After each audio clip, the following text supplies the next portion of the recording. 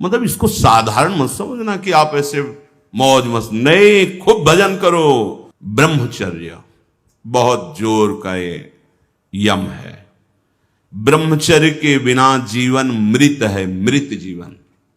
ब्रह्मचर्य अमृत है। मन, वाणी, शरीर बड़ा भारी इनका साधना में योग है। अष्ट प्रकार के मैथुनों का सर्वथा त्यागी ही ब्रह्मचारी कहा जाता है। पूज्यपाद श्री उड़िया बाबा जी महाराज, मूर्तिमान ब्रह्म, ब्रह्मचर्य ही महान सामर्थ्य, परम पुरुषार्थ, भगवत प्राप्ति का प्रबल साधन है। परम सुख का, परम शांति का, परम स्मृति का, महान धृति का ये प्रधान साधन ब्रह्मचर्य है। जो इस साधन से हीन है वो मृत हैं, खुद देख ले। स्मृति काम नहीं, शरीर में विशेष रजोगुण का प्रभाव, भोग वासना से जलता हुआ हृदय, छल कपट, आगे चलकर शरीर पीड़ा से युक्त हो जाना, बुझा बुझा स्वभाव रहना, हृदय में एक विशेष चिंता, कल्पनात्मक भय, विषाद और पशुवत आचरण, ब्रह्मचर्यहीन जीवन। जो ब्रह्मचर्य धारण करना चाहे, भगवत मार्ग में जो चलते हैं उनके लिए तो है ही, पर जो भी परम सुख, परम आनंद और लोक में उन्नति, परलोक में परम पद, उसे ब्रह्मचर्य अवश्य धारण करना चाहिए। वैरागी के लिए नैष्ठिक ब्रह्मचर्य, आजीवन ब्रह्मचर्य। प्रवृत्ति गृहस्थ मार्ग के लिए संयम पूर्वक ब्रह्मचर्य का बर्ताव करना। जब तक पाणी ग्रहण संस्कार ना हो तब तक ब्रह्मचर्य अवश्य रहो। यदि उस समय तक ब्रह्मचर्य नहीं रहते तो तुम गृहस्थी को ठीक से नहीं चला पाओगे, वास्तविक अच्छे गृहस्थ नहीं बन सकते हो। जो तुम्हारी गृहस्थ की वृत्तियां हैं उनमें तुम सफल नहीं हो पाओगे। व्यभिचार व्यक्ति का सर्वनाश कर देता है। 20 वर्ष या 22 वर्ष की अवस्था तक तो सबको, जो भी बच्चे हैं उनको शिक्षा देनी चाहिए, ब्रह्मचर्य का ही पालन करें। बहुत सुंदर खेती गेहूं की लहलहाती हुई है, और देहाती भाषा में उसे गलेत कहते हैं। गलेत मतलब बाली निकलने को है। अब काट लो आप, एक दाना नहीं मिलेगा, और थोड़ा रुक जाओ धैर्य पूर्वक, बाली आ जाने दो, उसमें दाना पड़ने दो और दाना पक जाने दो, तो 1 बीघा खेत में 40 मन गेहूं होगा। ऐसे ही जो आप 13-14 वर्ष की अवस्था से आपके अंदर परिवर्तन होता है, एक भोगाकर्षण होता है सबके अंदर, सबके अंदर। जो इस भूमि में जन्मा है, या भगवान या भगवत प्राप्त महापुरुष, कारक पुरुष, उसकी बात तो अलग है।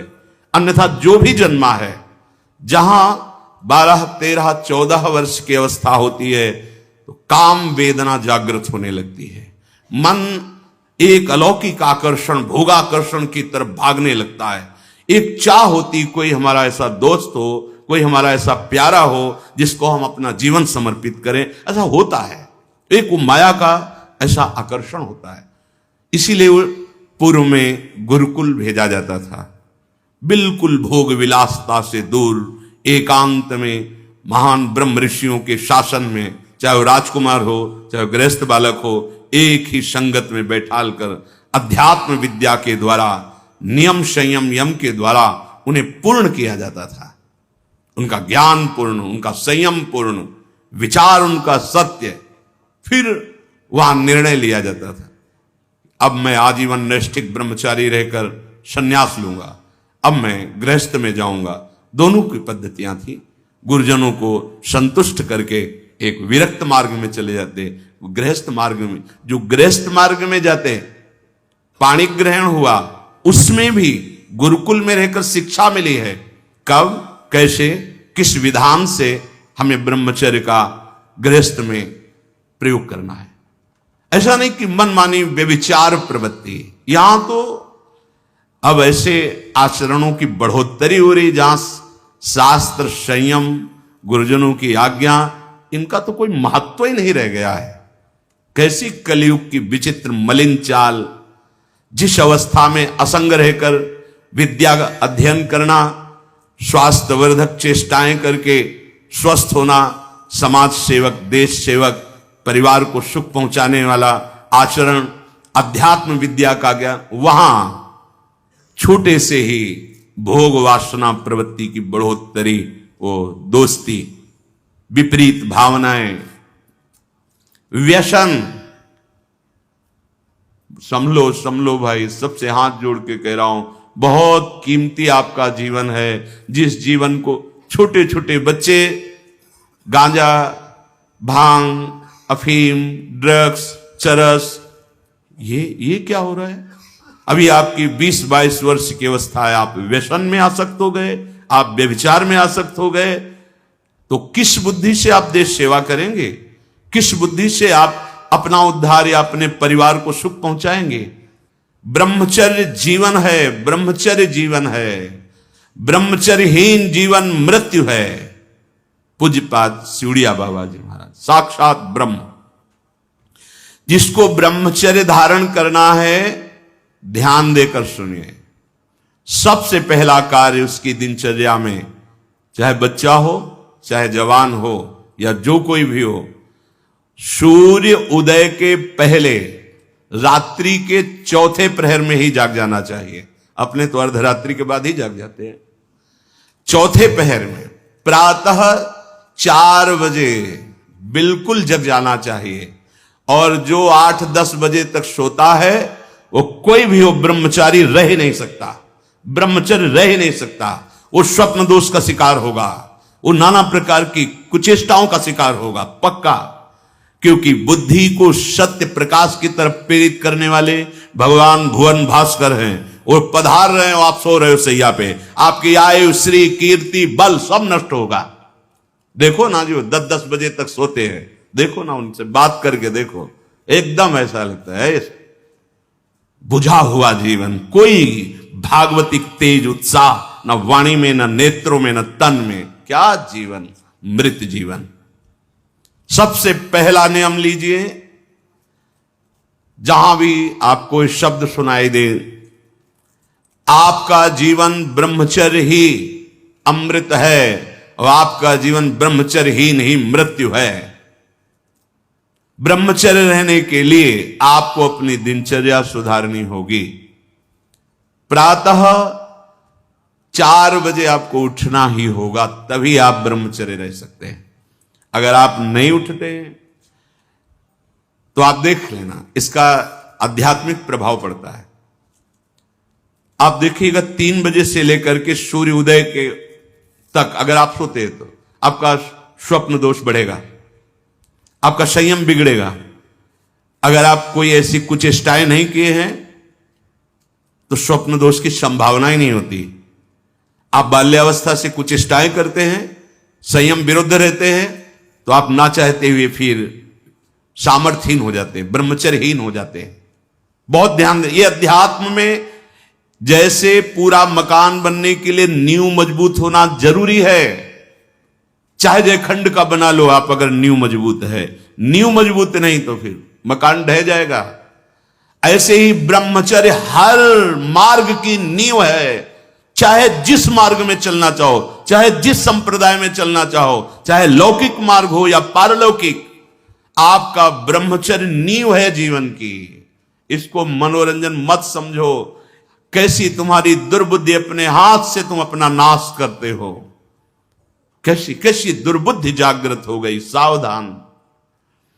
पूज्यपाद बाबा कह रहे हैं, जब प्रातः काल उठो, कोई भी हो, अगर थोड़ी भी आस्तिकता है तभी तो ब्रह्मचर्य की भावना आप धारण करोगे। तो उठकर पहला कार्य प्रभु का स्मरण। अपने तो प्रभु के स्मरण की सरसता प्राप्त करने के लिए पहले तो गुरुदेव और भक्तों का स्मरण, फिर प्रभु को। मोरे मन प्रभुस विश्वासा, राम ते अधिक राम कर दासा। भक्त सुमिरन से भगवान बहुत जल्दी प्रसन्न हो जाते हैं। हरि को निज यस्ते अधिक भक्तन यस पर प्यार। सबसे पहले महान भक्तों का स्मरण, उनसे हमें सामर्थ्य प्राप्त होती। जब उनका स्मरण करते हैं तो उनकी भजन शक्ति, उनकी कृपा शक्ति हमको बल देती है। हमारी दिनचर्या परम पवित्र और शास्त्र सम्मत होती है। फिर बिना, जैसे आजकल वो चल पड़ा है चाय काफी, बाबा मना करते हैं। ये दिनचर्या ब्रह्मचारी की नहीं होती कि आप सुबह उठे चाय पिए फिर सो, नहीं। हाँ, जल के लिए आयुर्वेद में सिद्धांत है, बिना कुल्ला वो मंजन किए आप जल पिए तो जो मुख में, वो आपके उदर को साफ करेगा जाके, आपके उदर को रोग रहित करेगा जाके। अधिक से अधिक पानी, अधिक से अधिक। अगर उल्टी हो जाती तो और अच्छा होता है। जैसे आप पिए 2-4-10 कदम टहले, आपको उल्टी लगे, अगर उल्टी कर दिए तो बहुत अच्छा होगा, क्योंकि पित्त और सब गर्मी निकल गई, नहीं हो रही, पच गया है। फिर इसके बाद आप शौच स्नान आदि क्रिया कीजिए। फिर पवित्र जब शरीर हुआ तो जैसे भजन आवश्यक है वैसे व्यायाम आवश्यक है, वैसे प्राणायाम आवश्यक है, वैसे आपको 2 किलोमीटर दौड़िए। कुछ शारीरिक ऐसा व्यायाम, कुछ ऐसे भी व्यायाम करते हैं। ये कोई व्यायाम पैरे से करना, बहुत से, ये कोई व्यायाम का मतलब पसीना निकले शरीर से, आपके शरीर को 1-2 किलोमीटर दौड़िए। अच्छा, बाहर दौड़ने का नहीं तो जगह जगह ऐसी सुविधाएं आजकल हो गई, हो ट्रेडमिल, हाँ उसमें, और ऐसे कुछ साधन है जिससे करिए। ये भजन है। अगर शरीर स्वस्थ है, पुष्ट है, तो आप भगवत सेवा, देश सेवा सब कर सकते हैं। व्यायाम और जैसे भजन आवश्यक। अगर तुम्हें व्यायाम ही करना है, तुम जवान हो और 3-4 खंड की सीढ़ी, तो नीचे आओ, नीचे से ऊपर 11 बार उतरो, दौड़ो, अभी व्यायाम हो जाएगा। नीचे सीढ़ी से शुरू करो और ऊपर तक जाओ, फिर नीचे आओ, फिर ऊपर 11 बार कर लो, देखो पसीना आ जाएगा, दौड़ो। ब्रह्मचारी बनना है तो ब्रह्मचर्य पचाने के लिए भी तो चाहिए ना। अब आधा घंटा पद्मासन, 30 मिनट कोई बहुत नहीं होता। बैठ करके आप प्राणायाम, अनुलोम विलोम, जो भी, जो आजकल शिक्षाएं भी दी जाती है इसकी, आप उसको कीजिए। आसन पे बैठिए, आपका शरीर स्वस्थ रहेगा। फिर अगर आप विद्यार्थी हैं तो जैसे हम शास्त्र स्वाध्याय करते हैं उसी भावना से आप विद्या, आप देखो अगर स्मृति आपकी प्रवीण ना हो तो बताना, और आहार आपका सात्विक हो। छोटे छोटे बच्चे, चाय काफी, ये अवस्था है बच्चों की, चाय काफी के। अब 50-60 की अवस्था हो गई, शरीर बहुत, वो ठीक है। ऑफिस में बहुत काम पड़ रहा है, वो थोड़ा ठीक है। अब नए नए बच्चे हैं और चाय काफी और ये व्यसन, भला ब्रह्मचर्य रह पाओगे? वैसे रह जाता है। परम पवित्र विचार वाला, परम पवित्र आहार वाला, परम पवित्र जब आपकी चेष्टाएं, तब इस महान शक्ति को धारण किया जाता है। ऐसे थोड़ी होता है। बड़े बड़े महापुरुषों से मिल मिलकर, रो रो कर प्रार्थना करके आप बताइए, उपाय बताइए जिससे हम अपने साधन संयम को नियमित संयम में रख सके, ऐसे भाव से चल सके। आपको तो बिना किसी प्रयास के सुनने को मिल रहा है महापुरुषों की बातें। बिल्कुल समझ, आप रह के देखिएगा, एक नवीन उत्साह। और हारिएगा नहीं। आपने यदि गलत संस्कार बना लिए तो हारिए मत। कुछ समय तक बिना चाहे वो अभ्यास आपको गिराएगा, लेकिन आप बिल्कुल नियम संयम में दृढ़ रहिए, धीरे धीरे शांत हो जाएगा। ये आप धीरे धीरे शांत हो जाएगा। अब आपकी दिनचर्या में 2 प्रकार के ब्रह्मचर्य, एक आजीवन ब्रह्मचर्य, तो वैरागी का तो आजीवन ब्रह्मचर्य होता है। जो प्रवृत्ति गृहस्थ मार्ग में, उनका संयम का होता है। शास्त्र संयम के अनुसार बर्ताव करे तो उसका जीवन बड़ा सुखमय जाएगा। केवल मन के अनुसार चलने पर कि आप गृहस्थ हैं तो आपके लिए छूट नहीं। देखो,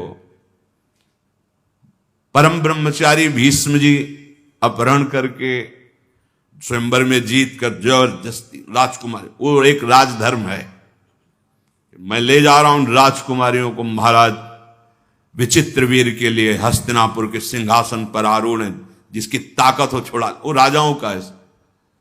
अंबा ने तो अस्वीकार कर दिया कि या तो आपने अपहरण किया, आप स्वीकार कीजिए, नहीं तो मैं उनको 2 जो। अब वो संयम को भूल गए, महाभारत प्रसंग में है, राजा क्षमा रोग हो गया और मृत्यु को प्राप्त हो गए। बहुत सावधानी, ऐसा नहीं कि आप गृहस्थ में हो तो आप, ये कोई आपके लिए धर्म नहीं है। धर्म संतानोत्पत्ति, भगवान की सृष्टि पूजा के लिए, वो भी संयम भगवत भाव में स्थित रहते हुए। ये मनुष्य जीवन ऐसे बर्बाद करने के लिए नहीं मिला है मनमानी आचरण।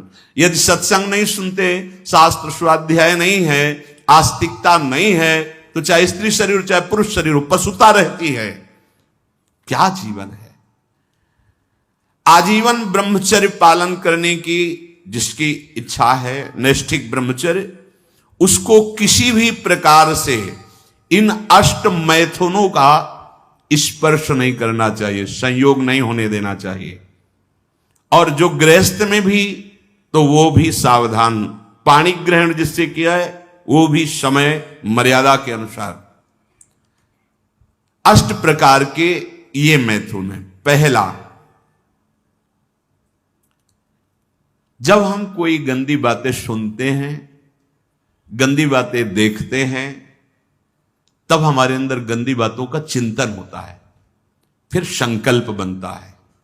पहला, जो हम देखते हैं उस पर सुधार करो, जो हम सुनते हैं उस पर देखो। कोई ऐसी बात तो नहीं सुन रहे जो हमारे अंदर काम जागृत कर दे, कोई ऐसा दृश्य तो नहीं देख रहे जो हमारे अंदर काम जागृत कर दे, कहीं हम ऐसी कोई बातें तो नहीं बोल रहे हैं जो काम उत्तेजना प्रकट कर दे। तीन बातें। पहला, ध्यान दीजिए, इसी से भोग संकल्प बनता है।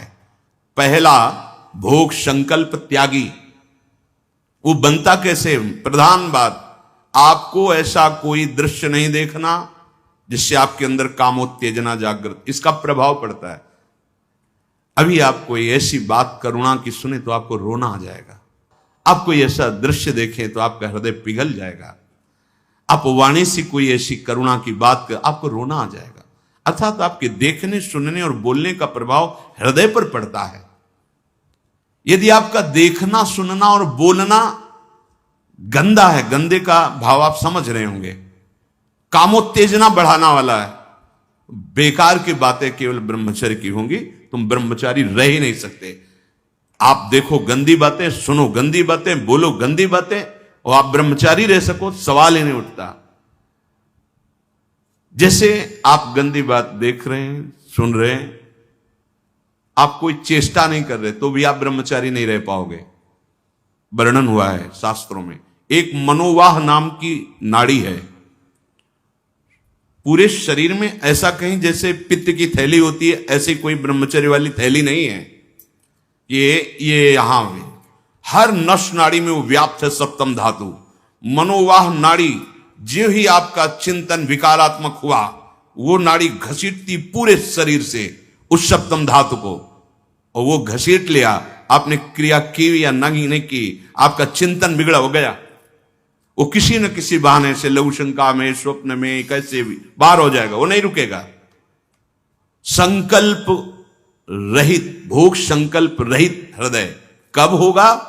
जब आपका देखना, सुनना और बोलना पवित्र होगा। बहुत सावधान। आज सावधान होना तो बहुत ही कठिन है, क्योंकि मोबाइल है। जो बातें बहुत गुप्त रखी जाती थी कि नई पीढ़ी, नई समाज हमारी समय आने पर जाने, बड़े बुजुर्ग घर की माताएं बहनें जब बेटी का ब्याह होता था तब एकांत में शिक्षा देती थी, तुम्हारा पति ऐसा, ऐसे व्यवहार करना, ऐसे चलना, अब तुम गृहस्थ में जा रहे हो तो ऐसा ऐसा। अब छोटे छोटे बच्चे बूढ़ों को समझा सकते हैं, इतना ज्ञान है उनको, क्योंकि हाथ में मोबाइल है। गूगल में सर्च करो, यूट्यूब में सर्च करो, आपको सब शिक्षाएं मिल जाएंगी, जिस मार्ग की, चाहे अध्यात्म मार्ग की या कुमार्ग की, सब भरी हुई हैं। और प्रायः कोई बिरला ही होगा जो मोबाइल रहित हो। जैसे भगवान सर्वत्र विराजमान है, ऐसे माया ने सर्वत्र रचना कर दी मोबाइल की। हर चीज में कुछ गुण हैं, कुछ दोष हैं। अगर मोबाइल रखो तो गुण ग्रहण करो, बहुत आवश्यक है। ठीक है, आप कहीं ऐसी जगह फंस रहे हैं, फोन कर दिए, सहयोग मिल गया, आप पुलिस को फोन कर सकते हैं, घर को फोन कर सकते हैं। जहां चिट्ठी जाती थी महीनों में, वहां मिनट में बात कर लो, बड़ी सुविधा है। लेकिन कुमार्गगामी प्रवृत्ति की सुविधा उसमें मत लीजिए। अगर आप वो बातें देखेंगे, आपके पास मोबाइल है, एकांत हुए और आप 4 साधक बैठकर या 4 नौजवान बैठकर आप अपने को संभाल नहीं सकते। एक दृश्य देखा आजा मिलने की, एक वैश्या किसी के साथ जंगल में ऐसे, उस दृश्य ने नीच आचरणों में फंसा दिया। एक दृश्य देखा, सौभरी ऋषि ने मछली की 50 राजकुमारियों से ब्याह किया जाके मानधाता की। दृश्य ही देखने मात्र से भ्रष्ट हो जाना होता है। फिर आप उसको तो सर्च करके इच्छा करके देख रहे हैं। हाथ जोड़कर प्रार्थना है, इस आग से बचो। ये आग तुम्हारे सुकृतों का नाश करके, तुम्हारी जीवनी शक्ति का नाश करके तुम्हें ऐसे चिंता, शोक, ऐसे दुख में फंसा देगी, फिर नहीं निकल पाओगे। त्यागात शांतिरनंतरम, भगवान ने कहा। भोग के बाद शांति नहीं, तृष्णा पैदा होती है। भोग के बाद शांति नहीं मिलती है। कुछ क्षण के लिए वो कामना का भोग किया इसलिए शांत लगता है, फिर उसके बाद जो उसकी तृष्णा पैदा होगी, वो तांडव देख रहे उस तृष्णा का, पशुवत आचरण। हम बातें बड़ी ऊंची ऊंची धर्म की करते हैं, लेकिन नींव नहीं है धर्म की।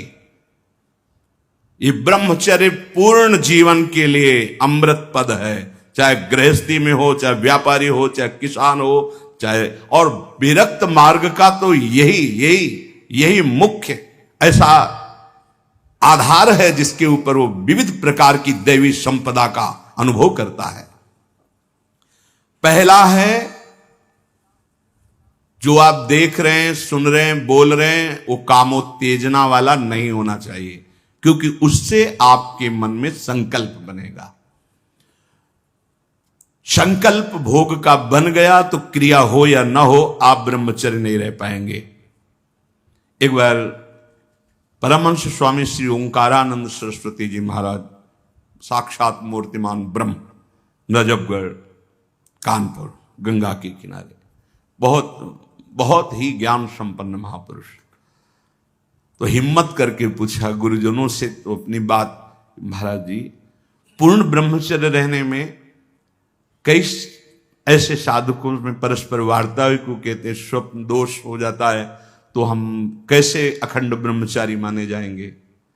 महाराज ने वचन बोले, यदि आप कोई कुचेष्टा नहीं करते और कुछ काल के बाद ऐसा होता है, आपने स्वप्न में भी कोई गंदे दृश्य या गंदी भावना नहीं देखी, स्वाभाविक आप जगे ऐसा, तो बोले जैसे उफान आती है किसी वस्तु में, वो वास्तविक जो ब्रह्मचर्य, जो संतानोत्पत्ति वाला, वो नहीं निकल पाएगा। उसके ऊपरी भाग का, उससे कोई हानि नहीं होती। यदि आपने कुछ चेष्टा पहले से अभ्यास की है और आपका स्वप्न में गलत संकल्प बन गया है, फिर वो वैसा माना जाएगा। इसलिए संकल्प का त्याग करे, कभी कुचेष्टा न करे।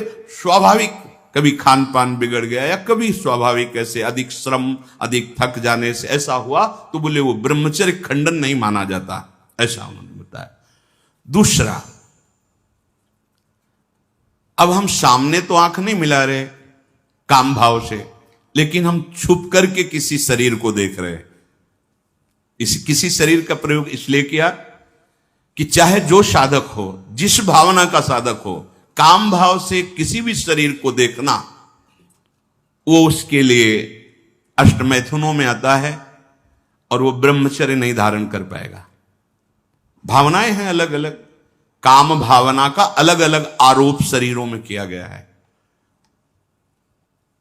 समय परिवर्तन के साथ बुद्धि का परिवर्तन होता जाता है, कामनाओं का अलग रूप होता चला जाता है। जो हमने कभी शास्त्रों में नहीं पढ़ा वो देखने को मिल रहा है। किसी भी शरीर की तरफ छुपकर या किसी बहाने से काम भाव से देखना, अगर ऐसा देखते हैं तो आप अष्टमैथुनों के अंतर्गत है और आपका भाव बिगड़ जाएगा, आप संयम से नहीं रह पाएंगे। एक बार दृष्टि भूल से चली जाए उसे देखना नहीं कहते। जैसे आप अचानक दृष्टि गई, बस आप हटा लीजिए। जैसे यमुना स्नान करने गए, गंगा स्नान करने गए, यहां जहां सब परिवार के परिवार स्नान करते, अचानक दृष्टि गई है, अब दोबारा नहीं देखना। अगर दोबारा देख लिया तो अष्ट मैथुन के अंतर्गत आता, वो आपका भाव बिगाड़ देगा। भूल से दृष्टि चली जाए, तत्काल उधर से दृष्टि हटा लें। किसी भी माता बहन को, जिसको जो गृहस्थ में पाणी ग्रहण किया वो अर्धांगिनी, इसके अलावा जहां भी दृष्टि जाए अपनी दृष्टि को सुधारना है। जैसे हम अपनी मां के पास रहते हैं तो क्या भाव हो, कोई गलत भाव थोड़ी आता। अपनी बहन के साथ रहते हैं तो क्या गलत भाव आता है? वो तो राक्षस है जिसके अंदर गलत भाव है, वो मनुष्य थोड़ी है। अरे बहन बेटी मां है तो परम पवित्र, इनके तो चरण रज माथे पे रखते हैं, माथा इनके चरणों में रखते हैं। देखो कितनी सुंदर रीति हमारी ने तो देखा है, कभी बेटी से पैर नहीं छुआते थे पिता, पैर छूते ही थे। हाँ, बेटी के पैर छूते, ए देवी दुर्गा के स्वरूप मानते, एक कन्याएं ये सब भगवती का स्वरूप है ऐसा मानते। और बहन जब राखी बांधती है तो भाई तो माथा रखता ही है, चरण छूता ही है, पूज्य भाव रखना। ऐसे ही जननी सम जान ही पर नारी, ये सब भगवती अम्बा की अंश स्वरूपा है। अपने लोग तो सब श्री जी की सखियां हैं, लाडली जी की दुलारी प्यारी सखियां हैं, अपने को ऐसा भाव। अगर हम स्त्री को, किसी भी स्त्री शरीर को देखकर भोग भावना करते हैं, हमारा पतन निश्चित है। कोई क्रिया हो या ना हो, यह चिंतन वाली बात है, ध्यान रखना। किसी भी माता बहन को भोग बुद्धि से, जैसे शास्त्रों में कहा गया नरकस्य नारी, बात है कि तुम्हारी भोग भावना जो नारी के प्रति है यह नरक पहुंचा देगी। त्रिविधम नरकस्येदम द्वारम नासन मात्मना कामः क्रोधा तथा लोभा तस्मादेत्रयम् त्यजेत। माताओं बहनों की तरफ देख करके काम भाव से उनको देखना तो तुम समझ लो नरक जाने का रास्ता पेट कर रहे हो। त्रिविधम नरकस्येदम, शास्त्रों ने तो जगदम्बा कहा है, शास्त्रों ने तो मां कहा है इनको, जननी सम जानो पर नारी। कहां जगत की जो वार्ता है वो कहां शास्त्र के विरुद्ध पहुंच रही। शास्त्र उसको कह रहा है जो माताओं बहनों को गलत दृष्टि से देख रहा है कि नरक, ये तुम्हारे नरक का हेतु बनेगा जो तुम देख रहे हो स्त्री को काम भाव से। आगे कह रहे हैं किसी भी तरह से खिलवाड़ करना। बच्चे हैं, बच्चियां हैं, अब उनको तो ज्ञान नहीं है कि आप गलत स्पर्श कर रहे हैं, आप गलत ढंग से छू रहे हैं, और आप अपनी वासना का पोषण करने के लिए छोटे बच्चों को, बच्चियों को गोद में बैठा ले, खिला रहे, और आपकी भावना दूषित हो रही। ये सत्संग है, बहुत होश में सुनिए। साधु हैं या परमार्थ के पथिक हैं या गृहस्थ है, अंतर में बैठा हुआ अंतर्यामी देख रहा है। आप क्या देख रहे हो और आप क्या सोच रहे हो, बस। जो ब्रह्म स्वरूप महापुरुष हो गए स्वयं बालकवत, वो खेल रहे हो, विचरण कर, तुम्हारी स्थिति नहीं है। अंतर की वृत्ति भ्रष्ट होने में देर नहीं लगती है। वो अबोध अवस्था को प्राप्त बालक बालिकाएं हैं। भगवान का स्वरूप मानकर दूर से, अगर वैराग्य मार्ग के पथि को दूर से स्पर्श करने का अधिकार नहीं, स्पर्श करने का वो ब्रह्मबोध संपन्न महापुरुष जो स्वयं बालवत परमहंस अवस्था को प्राप्त, वो बच्चों के साथ खेलते हैं। जहां कामना की कोई गंध ही नहीं, ब्रह्म स्वरूप है, अपने होश में। किसी बालक को किसी भी तरह से दुलार करना, वो वात्सल्य नहीं होगा आपके अंदर, वो वासना होगी। ध्यान देना, बहुत सावधानी का विषय है। ये हम तो बच्चों के साथ खेलते हैं, नहीं, तुम बच्चों के साथ खेलते नहीं, अपनी वासना को बढ़ावा दे रहे हो। उपासक उपासना का बढ़ावा करता है। दूर से देखो, चरणों में प्रणाम करो, मेरे लाडली लाल इन्हीं बच्चों में खेल रहे, प्रणाम किया निकल गए। ऐसा किसी भी तरह से स्पर्श करने का अधिकार नहीं है। वो महापुरुष जो भगवत प्राप्त है, वो खुद वैसे धूल दूषित उनके साथ खेल रहे, उनकी क्षमता हमारे हृदय में नहीं जागृत है, चूक हो जाएगी। बहुत सावधानी का। एकांत में किसी भी तरह का व्यवहार करना विपरीत शरीर से, काम चेष्टा नहीं कर रहे, पर हंसी मजाक, छूना, खेलना, बातें करना, वो आपको भ्रष्ट कर देगा। सावधान। विपरीत आकर्षण जहां आपका काम भाव बन सकता है, एकांत में नहीं। व्यवहार करने के लिए जिनको सेवाएं मिली हैं 2-3 एक साथ, तब व्यवहार कीजिए। अकेले वार्ता करने वाला अपराधी माना जाएगा। क्यों? अकेले वार्ता में माना आप दूषित नहीं, लेकिन दूसरे की दृष्टि भावना दूषित हो सकती है कि ये स्त्री शरीर और ये पुरुष शरीर, कहीं कोई ऐसा तो नहीं, तो आपने गलती नहीं की, लेकिन आपके आचरण ने दूसरे की श्रद्धा बिगाड़ दी। नहीं, आपको ऐसा भी आचरण नहीं करना कि दूसरे की श्रद्धा में भी दोष आवे, क्योंकि आपका आचरण ही दूसरे के ऊपर प्रभाव डालने वाला है। एकांत में कोई भी ऐसी हंसी मजाक चेष्टा विनोद, भले भागवतिक हो, लेकिन विपरीत शरीर जिसमें काम भावना होती, नहीं करना चाहिए। समाज में बहुत सावधानी पूर्वक व्यवहार करना चाहिए। एकांत में किसी भी ऐसे विपरीत शरीर का ऐसे हंसी मजाक करते हुए स्पर्श करने से भावना में काम प्रभाव जागृत हो जाता है। बलवान इंद्री ग्रामो विद्वानमपि करसति, साधारण की तो बात जाने दो।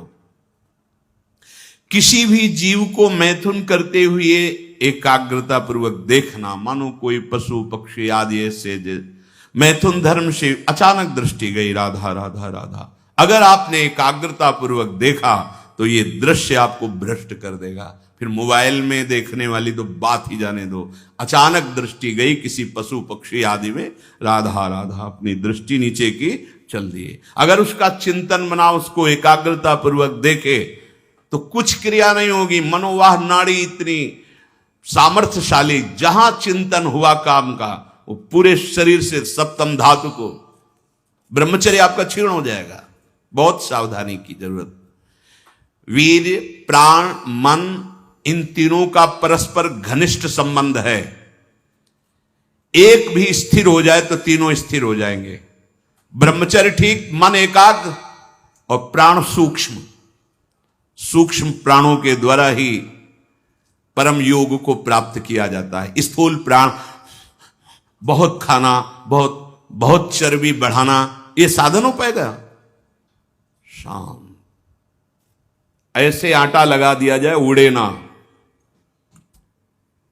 श्वास प्रश्वास चल रही, उस आटे पर धक्का भी नहीं लगना चाहिए, तब समझना चाहिए कि प्राणवायु सूक्ष्म हो रही। इन बातों का कोई ध्यान ही नहीं हो रहा, बस मनमानी आचरण। बहुत इतना खा लिया और उसी को पचाने में पूरी शक्ति लग गई। भजन और एकाग्रता और इंद्रिय संयम तो बात जाने दो, इतना पा लिया। वीर, प्राण, मन, तीनों का परस्पर घनिष्ठ संबंध है और उपासना में तीनों का बहुत बड़ा योगदान है। प्राण सूक्ष्म, देखो नाम जब आप श्वास लेते हैं आराम से, और नाम चल रहा है, फिर श्वास आराम से, नाम चल रहा है। अब स्थूल प्राण है, बैठे हो, सुनाई दे रही आवाज प्राणवायु, सांप की सी फुसकार निकल रही, आप साधक हैं, आप उपासक, इतने स्थूल प्राण, तो आप मंत्र कहां चला पा रहे हैं? इसका मतलब मंत्र नहीं चल रहा। आराम से शांत श्वास। प्राण जिसका ब्रह्मचर्य ठीक है, बिना प्राणायाम के भी वो सूक्ष्म हो जाएगा। जिसका प्राण सूक्ष्म है, ब्रह्मचर्य ठीक है, मन को एकाग्र करने के लिए ज्यादा श्रम नहीं करना पड़ता। ये तीनों एक तार जुड़े हुए हैं। ब्रह्मचर्य ठीक नहीं, मन भयानक चंचल बदमाश होता चला जाएगा, गंदी से गंदी बात पेश करेगा आपके सामने, गंदे से गंदे आचरण करेगा, भूल जाएगा कि हम मनुष्य हैं, पशुवत आचरण में उतार देगा। ब्रह्मचर्य, प्राण, मन, तीनों का परस्पर बहुत घनिष्ठ संबंध है। एक स्थिर कर लो, ब्रह्मचर्य, बहुत गंभीरता स्वभाव में आ जाएगी। ब्रह्मचारी का स्वभाव गंभीर होता है, विचार परिपक्व होता है, स्मृति प्रवीण होती है उसकी, और हर कष्ट सहने की सामर्थ्य होती। गर्मी, सर्दी, बरसात, पीड़ा, अपमान, निंदा, वो महान शीतलता अंदर प्रदान करता है। मस्ती एक रहती है, और कहीं निरंतर भजन और ब्रह्मचर्य, फिर क्या दुर्लभ रह गया संसार में उसके लिए। इसलिए हमारे शास्त्रों ने, ब्रह्म ऋषियों ने ब्रह्मचर्य पर बहुत जोर दिया है। ब्रह्मचर्य रहने वाले उपासक को इन बातों का ध्यान देना चाहिए। यदि कब्ज पेट में रहेगी तो बिना क्रिया के भी ब्रह्मचर्यहीन होने लगोगे। गर्मी बर्दाश्त नहीं ज्यादा। ये जितने नए पदार्थ पाने वाली लोलुपता है, ये सब ब्रह्मचर्य नाश करने वाली। ये जो आप जिसे पिज्जा कहते हैं, इसमें जो ऊपर लेप लगाए जाते हैं, जो बनता है वो गरिष्ठ है, बहुत गरिष्ठ है। पाचन तंत्रों पर भारी प्रभाव बनाकर एक कब्ज बनाने वाली चीजें। आपको ये 32 दांत दिए गए, वो अच्छे से चबा चबा के लुगदी में थोड़ा खाओ, बहुत देर चबा कर स्वाद लेकर के अंदर जब किया तो जो मुख में पाचन, यहाँ वो जो थूक आदि निकलते हैं, उससे ऐसे रस होते हैं जो उसको पाचन करते हैं। बहुत संभाल, ये भोजन का बहुत योगदान है। अगर कब्ज हो रही है तो ये अनुभव में लाई हुई वस्तु है, ये ईशबगोल की भूसी और छोटी हर। जैसे 1 चम्मच 1.5 चम्मच ईशबगोल की भूसी, और अगर आप पहली बार तो आधा चम्मच वो हर, छोटी वाली हर मिला लीजिए और 250 ग्राम दूध में पा करके शहन की। वो ऐसा नहीं करेगी कि आपका एकदम पेट साफ कर देगी। 10 दिन 15 दिन लगा, वो धीरे धीरे आपकी आंतों से वो ऐसा, यही सेवन किए, बहुत समय तक सेवन किए। क्योंकि कभी ऐसे जैसे रूखा सूखा मिला, कभी ना मिला, तो ऐसे कब्ज की तो ये पास रखते थे, थोड़ा ईशबगोल की भूसी और हर। दूध ना मिला तो थोड़ा पानी से ले लिया, थोड़ा कम प्रभाव पड़ेगा, पर वो धीरे धीरे। अति ऐसी औषधियां जो आंतों को जाके, वो भी नहीं ठीक है, क्योंकि वो सीधे इतनी गर्म होती है, ब्रह्मचर्य का नाश कर देगा। बहुत संयम की आवश्यकता है ब्रह्मचर्य के लिए। तो कब्ज मत होने दीजिए, और जल की कमी नहीं होनी चाहिए। 2.5-3 लीटर जल तो होना चाहिए। आपकी जो एसिड बनती है, आपकी आप लघुशंका जो होती है, उससे आपके स्वास्थ्य को लाभ मिलता है। सुबह से शयन तक 2.5-3 लीटर पानी पीना ही चाहिए, यदि आप संयम से चलना चाहते हो। मैदा और गरिष्ठ वस्तुएं, चाय और कॉफी ब्रह्मचारी के लिए निषेध है। अब नौजवान बच्चे हैं, चाय और कॉफी भैया काहे को? 60-50 की अवस्था है, शरीर थोड़ा रुग्ण जैसा, तो आप चाय आदि ले लीजिए। आपको चाय की क्या आवश्यकता है? आपका तो ब्रह्मचर्य खुद इतना पावरफुल, चाय और कॉफी तो विघ्न है आपके लिए। बहुत कलयुग का बड़ा भारी प्रभाव है।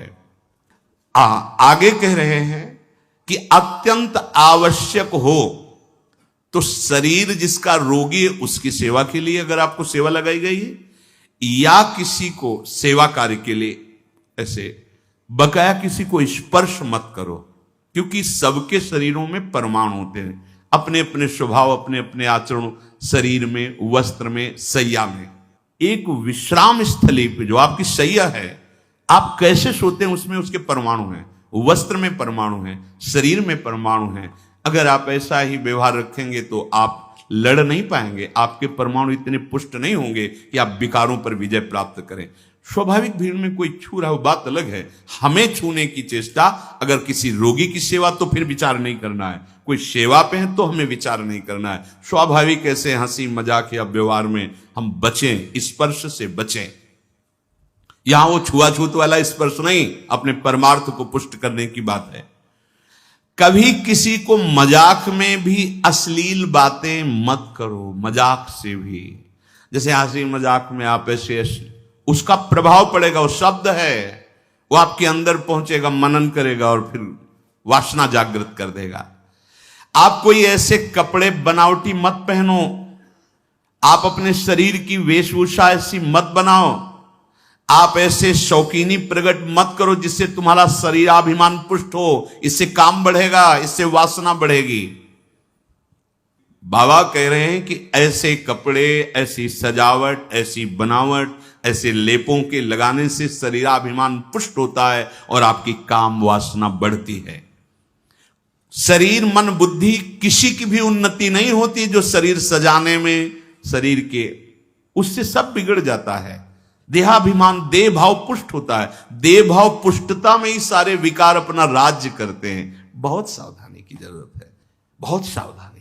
बड़ा पवित्र वेश रखो, पवित्र वस्त्र पहनो, हाँ, सावधानी पूर्वक चलो। इससे कोई वीआईपी पना प्रकट नहीं होता, इससे आपकी मन की, आपकी बुद्धि की, आपकी चित्त की दशा गलत मार्ग में चली जाएगी, क्योंकि शरीर भाव आप पुष्ट कर रहे हैं, शरीर को दिखाना, शरीर का सजा। हम ये नहीं कहते कि आप बाबा जी बन जाओ, आप सब पूरे मुख में रज लगाओ, ये तो हम लोगों के लिए। पर आप उचित ऐसी सभ्य पोशाक हमारे देश की रही है, बड़ी मर्यादा पूर्ण रही है, आप उस पर ध्यान दीजिएगा।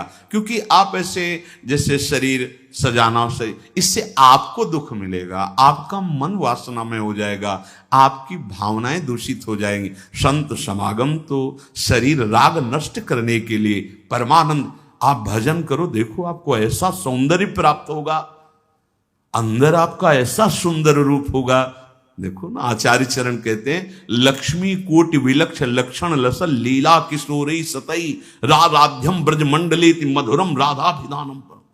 जो हमारी स्वामिनी जी के दासी भाव को प्राप्त होता है, उसको इतना सुंदर रूप मिलता है कि करोड़ों लक्ष्मी आश्चर्यचकित हो जाएं। ऐसा राधा दासी का स्वरूप होता है। इधर आओ, इतना सुंदर रूप प्रिया प्रीतम का, इतना सुंदर रूप आपका, और ऐसे महासुख में निमग्न होना।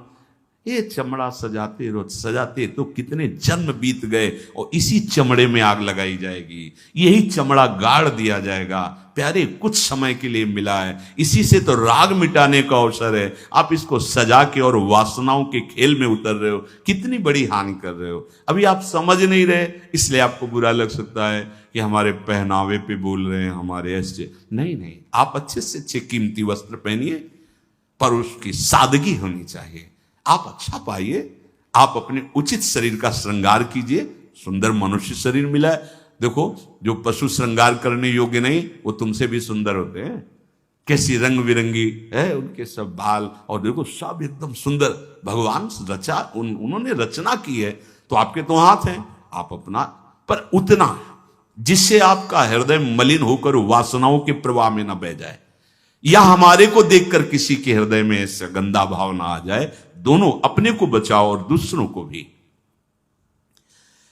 जो तुम्हारे मन में काम भाव पैदा कर दे, ऐसे पदार्थ मत पाओ। अनुभव करो, भोजन पाते हो, पाने के बाद भजन में मन लग रहा है या वासना में जा रहा है? वासना में जा रहा तो क्यों जा रहा है? क्या आज नया पदार्थ पाया, और उस पदार्थों को जीवन भर के लिए छोड़ दो। अनुभव करो। जब कभी किसी साधु को पवाना हो तो नाम कीर्तन करना, कोशिश करना कि आपका चिंतन भी भागवतिक हो, क्योंकि उसका प्रभाव पड़ता है। आप जो बनाते हैं उसका प्रभाव पड़ता है, एकदम शीशे की तरह अंतःकरण हो जाता है, एक एक बात दिखाई देती है। तो जिन पदार्थों के पाने से, जैसे प्याज लहसुन मना किया जाता है, ये वैसा निषिद्ध नहीं कि जैसे मांस आदि ऐसा, ये तमोगुण पैदा करके वासना प्रवृत्ति को बढ़ाता है, इसलिए मना किया गया है कि अगर आपको दीक्षा लेनी है, आपको भजन मार्ग में चलना है, तो रोकना पड़ेगा। ये निद्रा, आलस्य, प्रमाद, तामस, क्रोध, वासना, इसको प्रकट करने वाला है, इसीलिए संतों ने इसको निषेध कर दिया। नहीं तो इसकी उपज बड़ी पवित्र सी, जैसे जहां आलू पैदा होती है वहीं पैदा होता है, भूमि में तो होता है, पर उसका प्रभाव, जैसे तुलसी के पत्ता पास में ही गांजे का पेड़, वो भी तो ऐसी जगह मिलेगा, लेकिन वो प्रभाव तमोगुण पैदा करके व्यसन हो गया। तुलसी जी परम पावन भगवत अनुराग बढ़ाने वाली बन गई। और कोई भी सुगंधित पदार्थ जब तक प्रसादी न हो तो शरीर में नहीं लगाना चाहिए, इसका प्रभाव पड़ता है, रजोगुण पैदा करके भोग वासना प्रकट करता है। श्री जी को अर्पित तो भक्ति हो गई हमारी श्री जी की श्री अंग की गंध है। या औषधि के लिए आप ले सकते हैं। नियमानुसार व्यायाम, भोजन उतना जो पच जाए। अगर आपको शाम टाइम लगता है कि खट्टी डकार आ रही, पचा नहीं, तो फिर बैठने की जरूरत नहीं, उपवास करो, दूसरे दिन पाना, कोई मर थोड़ी जाओगे, आपके हाथों को थोड़ा विश्राम मिला। प्रतिदिन सोते समय दांतों की सफाई करके सोएं। आपके दांत ठीक होने चाहिए, क्योंकि आप अच्छे से चबाएंगे तब आपकी पाचन शक्ति ठीक होगी। 2 बार स्नान ब्रह्मचारी को अत्यंत आवश्यक है। और यहां पेट में ठंडा ठंडा जल, ऐसे यहां तो कई बार जल डालिए, जैसे ऊपर स्नान किया, फिर आधे यहां नाभि से लेकर 10 कमंडल कम से कम, ऐसे आराम आराम से आपके ब्रह्मचर्य की बहुत पुष्टता होगी और आपकी गर्मी शांत होगी। रात्रि के समय सोते समय विचार कीजिए, आज हमसे कौन सा विचार, कौन सी चेष्टा ऐसी गलत हुई जो नहीं होनी चाहिए, और उसको नियम लेकर दूसरे दिन से ना होने पावे। आप खुद विचार कीजिए। मांस और शराब और कोई भी नशा, ये तो कहीं प्रवेश ही नहीं है, पर धोखे से भी कभी बिल्कुल नहीं। ब्रह्मचर्य रहना है, भगवत प्राप्ति करना है, तो आप वृत्ति भगवदाकार है। अब वो खेल खेले, उनकी बात अलग है। महापुरुषों की वो तो 10 तोला जहर भी खा के पचा जाते, ऐसे संत हुए। एक संत थे, पूज बाबा के चरित्र में पढ़ा, कूटस्थ उनका नाम था, कूटस्थ महात्मा। उन्होंने आजीवन नियम लिया था कि ऐसे खप्पर कर दिया, जो डाल दिया वो खा जाएंगे, क्या है उससे कोई मतलब नहीं। तो कुछ उद्दंड लोग जब उस नगर में गए और ये बात सुना, तो उन्होंने विषैला सांप पकड़वाया और उसको उबाल करके हाथ में आया, ऐसे देखा और मुस्कुराए, खा गए। जो महापुरुष है, उनकी क्षमता, उनकी स्थिति वो अपने में नहीं है। उसमें लिखा था पागल। एक दिन जंगल में किसी पेड़ के नीचे बैठे थे, किसी गांव में चोरी हुई थी, लोग उन चोरों का पीछा किए हुए थे, वो आराम से बैठे हुए इनके पास आए, बोले तुम भी इन चोरों में शामिल थे? उनका तुम्हें जो दिखाई दे रहा है तुम देखो, तुम्हें क्या दिखाई दे रहा है? बोले बहुत गुस्सा, अंधेरा था, बहुत गुस्सा है तेरे अंदर, और डंडा चलाए। जब एक ने कहा यार देखो तो कौन है, तो फिर वो तुम महात्मा हो? बोले तो तुम निर्णय करो कि कौन है। अरे बोलो गलती हुई, कोई बात नहीं, जाओ। कुछ नहीं, पीट रहा है तो कुछ नहीं, उसमें जहरीला सांप दे दिया तो कुछ नहीं। अब वो एक हिमालय की तरफ जा रहे थे, तो उस समय सिंह दहाड़ा, तो ऐसे छड़ी लिए थे, ऐसे खड़े हो गए, बोले सुनो, अगर तुम्हारा आहार निश्चित हो गया है शरीर, तो तुम्हें हल्ला मचाने की जरूरत, इसे खा लो, और नहीं हुआ तो चले जाओ। वो चल दिए। भले स्थिति है तो हमको अपने कोई भी व्यसन साधना में, देखो सबसे पहली गलती तो ये होगी कि वो व्यसन हमें अपना चिंतन कराएगा। समय पर हमें कोई व्यसन नहीं करना। और ध्यान से सुनिए, ब्रह्मचर्य पालन के लिए इमली और खट्टे पदार्थ बिल्कुल जहर है ब्रह्मचारी के लिए। ब्रह्मचर्य पालन के लिए लाल मिर्च, प्याज, लहसुन, गरम मसाला, जो सब्जी हैं, ये बढ़िया। दोपहर में भोजन के पश्चात 15 से 30 मिनट तक विश्राम। सोना नहीं है, करवट थोड़ा इधर मध्य में, फिर बाएं ले, उठ के बैठ गए। दिन में नहीं सोना है। जो रात्रि में सेवा करते हैं उनके लिए छूट है। अब रात्रि में बंगला बना रहे हैं श्री जी का, या जो सेवा परायण है, जिनका सीधा अखंड नाम कीर्तन हो रहा है, रात्रि में ही कीर्तन है, दिन में सोना नहीं, रात्रि में कीर्तन करना है, तो चल कैसे पाएंगे? वो दिन में सो लें। सायंकाल के समय भोजन निषेध है। संध्या का समय हो रहा हो, भोजन निषेध है, शास्त्र स्वाध्याय निषेध है। उस समय कीर्तन, नाम जप आदि।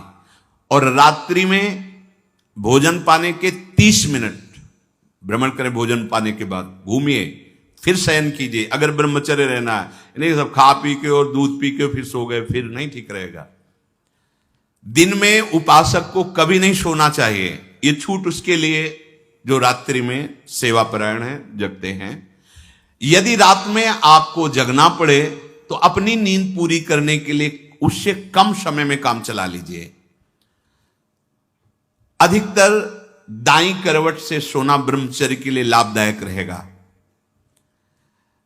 सोते समय भगवत चिंतन अत्यंत आवश्यक है। यदि आप सोते समय छूट दे दी तो गलत चिंतन उस समय जरूर होगा, और गलत चिंतन हुआ अगर सो भी गए तो धोखा हो जाएगा, और अगर जगते रहे तो धोखा हो जाएगा। सोने के समय ऐसे सावधान रहो जैसे मरने वाला सावधान रहता है कि अब तो मृत्यु आ रही है, राधा राधा, ऐसे सावधान। जब एकांत कर्म में तो बिल्कुल सावधान। उस समय क्या करते हैं हम लोग, असावधान हो जाते हैं, छूट दे देते हैं। अगर मोबाइल है तो मोबाइल में लग गए, नहीं तो चिंतन मनन वो कहीं ना कहीं भटकाव में आ जाएगा। भटकाव में आ जाएगा, आपसे धोखा हो जाएगा। बहुत सावधान, ये बात मान लीजिए, आपका एकांत परम पवित्र और सावधानी पूर्वक होना चाहिए। जब तक नींद ना आए, अपने लोगों ने तो यह अभ्यास किया गुरुजनों की आज्ञा से कि जैसे अब दिनचर्या पूर्ण हुई, अब शयन करने जा रहे हैं तो माला लेके बैठ गए। जब तक ऐसे नहीं हुआ तब तक माला नहीं हटानी है। बैठे, जब लगा कि अब बस सो ही जाएंगे, कभी कभी माला छाती में रखे ही सो गए, फिर जगह फिर शुरू हो गया। भजन नहीं, अगर भजन उस समय एकांत में नहीं करते तो बकवास है, ब्रह्मचारी नहीं बन सकते। बहुत चंचल मन है, किसी न किसी बहाने से आपको धर्म भ्रष्ट करेगा, ब्रह्मचर्य भ्रष्ट करेगा। बहुत सावधान। उपन्यास, अश्लील पुस्तकें, अब बाबा के समय तो मोबाइल नहीं चला था ना, नहीं तो वो भी लिख देते। ये कभी ना पढ़ें, ऐसी कोई बातें ना पढ़ें, ऐसे कोई दृश्य ना देखें। ब्रह्मचर्य जो साधना है, इसमें व्यर्थ समय नष्ट करने वाला ब्रह्मचारी नहीं रह सकता। आप अपने कार्य में रत रहिए, कार्य से विलग हैं तो आपका चिंतन ब्रह्मचर्य की पुष्टता के लिए, भगवत चिंतन, महापुरुषों के चरित्रों का चिंतन, इससे आपकी बुद्धि प्रवीण होगी और आपके अंदर जो मनोवासनाएं हैं उनका नाश होगा। फिल्म, सिनेमा, नाटक देखने वाला कभी ब्रह्मचारी बन ही नहीं सकता। अब देख लो भाई, सावधानी पूर्वक। इसलिए ब्रह्मचर्य ये महान साधना की भूमिका है। अपरिग्रह, ये पांचवा है। अपरिग्रह, जितनी तुम्हारी आवश्यकता वास्तविक सेवन के लिए, उतनी वस्तु पर अधिकार रखो। इसके बाद जो भी वस्तु गोविंद ने दी है, परिवार सेवा, जगत सेवा, ऐसा, या आप विरक्त हो, वह उतने अधिकार, जितना वस्त्र, जितने पे सोरे, जितना भोजन। कल क्या मिलेगा ये हमें चिंता नहीं करनी है, हरि गुरु जाने। कल की अगर विरक्त को चिंता है तो वह विरक्त नहीं है। और गृहस्थ को चिंता होनी ही चाहिए कि कल परिवार कैसे चलेगा। गृहस्थ का संग्रह प्रधान और विरक्त का संग्रह रहित जीवन। हरि गुरु जाने कैसे भरण पोषण करेंगे। अपरिग्रह ये बहुत बड़ी सिद्धि है। भोग्य वस्तुओं का अपने लिए संग्रह ना करना और भोगते समय यह ध्यान करना शास्त्र आदेश है कि नहीं। कोई भी वस्तु पदार्थ अगर ऐसे रहा जाए तो कह रहे हैं कि अहिंसा का पालन करने वाले का प्रभाव पड़ता है कि उसके सामने हिंसक वृत्ति वाला भी आ जाए तो दैन्य हो जाएगा, हिंसा वृत्ति नहीं रहेगी। और सत्य का पालन करने वाला वाणी से जो बोल देगा वही हो जाएगा, पक्का पक्का। अगर आप झूठ नहीं बोलते और सत्य का पालन करते हैं तो ठीक वैसा ही हो जाएगा। आस्ते जो इसने कभी किसी चोरी आदि, ये जो अभी पीछे वर्णन हुआ, नहीं करता तो सब दिव्य रत्न जो चाहेगा उसके अंदर संपत्ति के रूप में जागृत हो जाएगा।